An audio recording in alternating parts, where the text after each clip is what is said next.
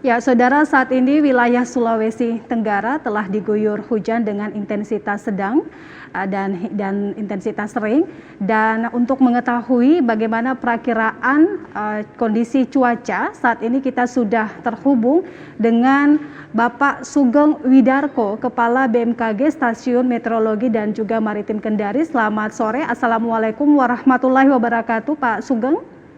Waalaikumsalam warahmatullahi wabarakatuh. Selamat sore, Mbak. Ya, sore. Ya, Pak Sugeng, kalau kita melihat seperti di wilayah Kota Kendari dan juga di daerah lainnya, ini intensitas hujan ini sering terjadi. Bagaimana sesungguhnya perakiraan atau prediksi cuaca oleh BMKG Kendari seperti apa, Pak? Ya, oke, baik, Mbak.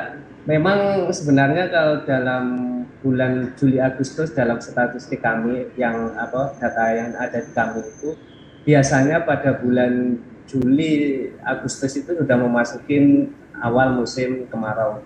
Namun ini ada anomali atau ada kelainan, utamanya karena ada MJO lagi aktif, kemudian SST juga lagi anomalinya lagi positif sehingga membuat potensi penguapan itu jadi lebih tinggi, sehingga potensi hujannya juga jadi lebih tinggi.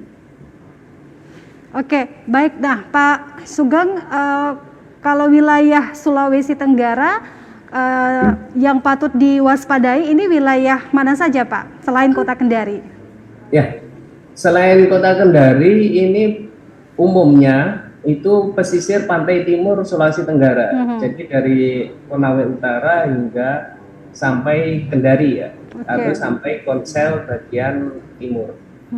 Tumbana juga terdapat juga kena dampak dari potensi hujan sedang hingga lebat seperti yang kami pantauan hari ini gitu. Oke, baik. Dan salah satu daerah memang yang menjadi perhatian serius ini ketika musim penghujan adalah Kabupaten Konawe Utara yang kerap menjadi langganan banjir. Nah, selanjutnya bagaimana koordinasi BMKG, Pak, Stasiun Maritim dan Meteorologi kepada pemerintah daerah setempat? Ya, setiap ada potensi hujan yang relatif lebih tinggi kemudian mempunyai potensi akan berdampak pada potensi bencana, kami selalu berkoordinasi dengan pihak BPBD yang ada di Konawe Utara. Seperti dari kemarin ada info bahwa ada Sungai Lasolo kalau nggak salah itu mulai meluap, tapi belum ada indikasi mulai meluap, dan alhamdulillah sampai sekarang belum ada berita kelanjutannya.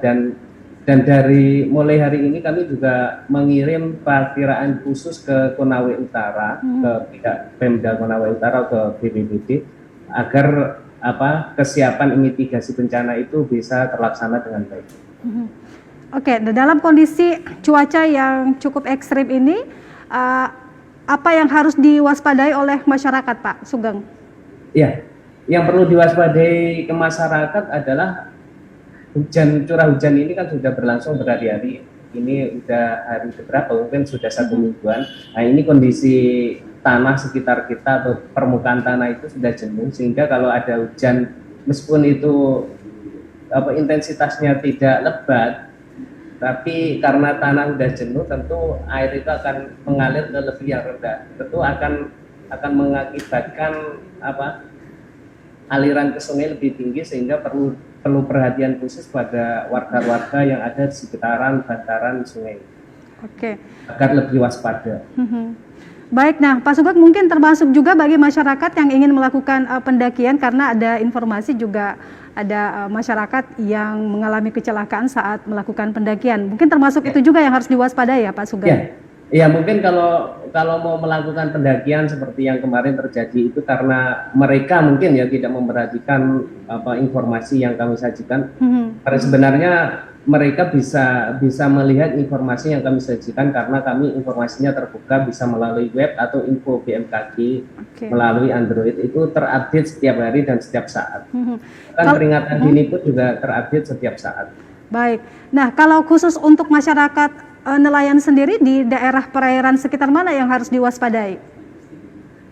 Untuk nelayan ini ada berapa yang perlu diwaspadai.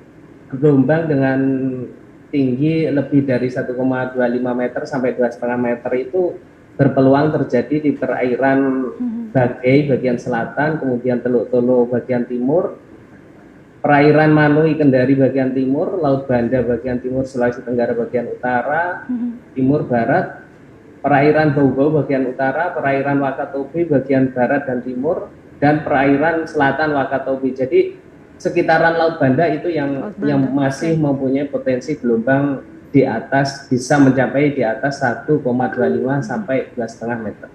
Itu yang perlu diwaspadai. Oke, baik. Nah, kalau perakiraan BMKG sendiri kapan situasi ini berakhir, Pak? Kalau biasanya kalau hujan-hujan yang agak ekstrim seperti yang kejadian yang saat ini biasanya bisa terjadi 3 sampai 4 hari. Namun ini kan sudah terjadi udah 3 hari yang lalu kalau tidak salah itu. Yeah. Jadi mudah-mudahan besok lusa itu sudah mulai membaik, meskipun masih ada potensi curah hujan. Mudah-mudahan curah hujannya juga tidak separah ini atau lebih ringan daripada yang ini intensitasnya. Ya, baik. Terakhir Pak Sugeng, ada himbauan yang ingin disampaikan kepada masyarakat, kami persilahkan Pak.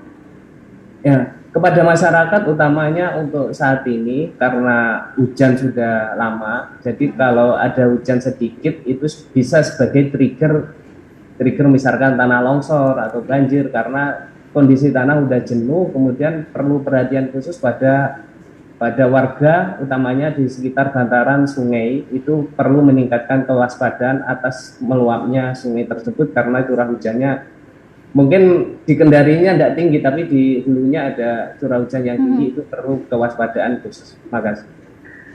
Ya, baik. Terima kasih Pak Sugeng sudah bergabung bersama kami. Selamat sore. Assalamualaikum warahmatullahi wabarakatuh. Selamat sore. Wassalamualaikum warahmatullahi wabarakatuh.